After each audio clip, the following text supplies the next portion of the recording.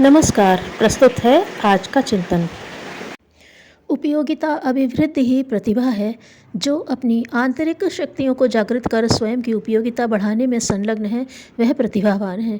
उसका सामान्य पक्ष ही सहज संपर्क में आता है। जो महान है वह छिपा रहता है, उसे प्रयत्नपूर्वक ढूंढना पड़ता है। धातु खदानें ढूंढनी पड़ती हैं, फिर उपलब्ध पदार्थ का परिशोधन करना होता है, तब उपयोगी वस्तु हाथ लगती है। ढूंढ खोज न की जाए तो पैरों तले की जमीन में ही सोने की खदान का अस्तित्व रहने पर भी कुछ पता न चलेगा और उस भूमि पर पीढ़ियों से रहने वाला व्यक्ति दरिद्र ही बना रहेगा। ढूंढने के बाद खुदाई के लिए गहरे उतरने, साधन जुटाने और श्रम करने की आवश्यकता होती है। कच्चे माल को भट्टियों में डालकर धातु से मिट्टी छुड़ानी पड़ती है, तब कहीं जाकर शुद्ध धातु के उपकरण औजार बनते हैं। अपने व्यक्तित्व को उपयोगी बनाने के लिए लगभग इसी स्तर के प्रयास करने पड़ते हैं। इसे ही प्रतिभा जागरण कहते हैं। अपना व्यक्तित्व सामान्यतया उतना ही दीख पड़ता है जितने कि खाने कमाने के काम आता है। यह उसका बहुत छोटा सा अंश है। इसकी क्षमता इतनी ही है कि उससे जीवन यात्रा की गाड़ी घिसटती चले। धान की तरह उगने और कटने में ही जिंदगी समाप्त हो जाती है। जिस तरह से जिंदगी गुजार लेना मानव जीवन का लक्ष्य नहीं हो सकता, इतना तो कृमि कीटक भी कुशलतापूर्वक कर लेते हैं।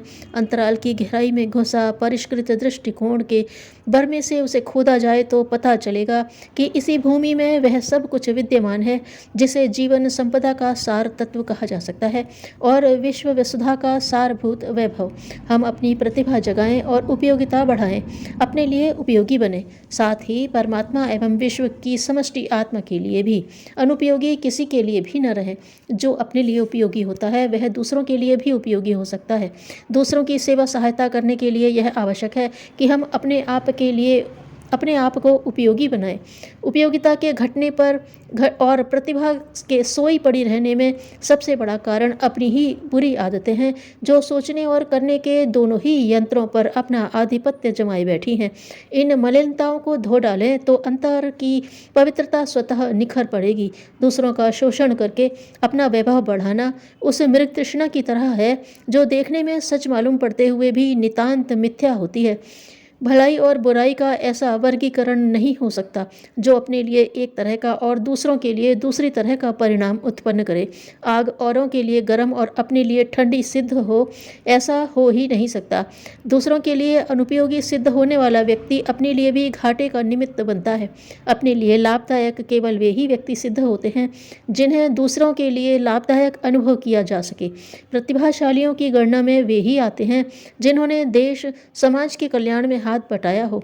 औरों को सुखी बनाए बिना कोई सुखी नहीं हो सकता। पेड़ लगाने पर औरों की तरह अपने को भी उसकी छाया में बैठने का अवसर मिलता है। औरों के लिए कुआं जलाशय बनाने वाले उससे अपनी भी प्यास बुझाते हैं। इसी प्रकार स्वयं को मद्यपान का अभ्यासी बनाकर अपने शरीर, मन और धन की ही बर्बादी नहीं होती, संपर्क में आने वाले दूसरे लोग भी उस बुरी आदत से हानि उठाते हैं।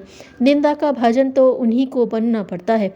संक्षेप में, अपनी क्षमताओं को इस स्तर तक परिष्कृत कर लेना कि उससे स्वयं और दूसरे भी लाभान्वित हो सकें, प्रतिभा है।